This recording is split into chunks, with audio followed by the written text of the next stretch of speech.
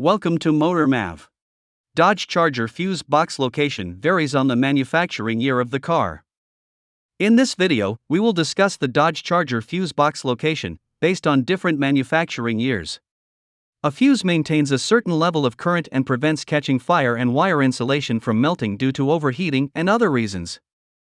In spite of that, the fuse may blow up, and you need to fix it promptly.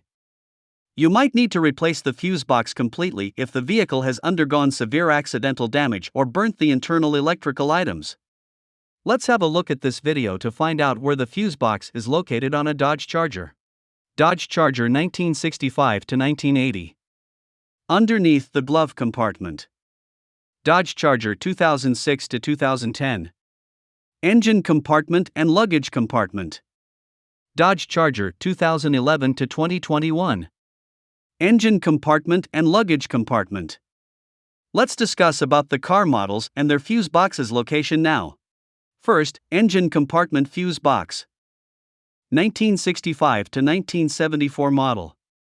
In the earlier Dodge Charger models, like between 1965 and the 1980s, there is only one fuse box because of the lack of variations in car mechanisms.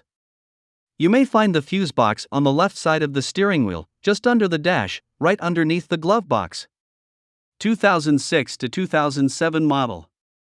The Dodge Charger fuse box location 2006 to 2007 is in the engine compartment on the front power distribution center. 2008 to 2010 model. The 2008 to 2010 Dodge Charger fuse box location is in the engine compartment on the integrated power module. 2011 to 2021 model. Our first fuse box resides in the engine compartment on the driver's side under the dashboard. Second, luggage compartment fuse box. 2006 to 2010 and 2011 to 2021 models. The Dodge Charger models made between 2006 to 2010, their luggage compartment fuse box is located in the trunk, next to the battery. Thanks for watching.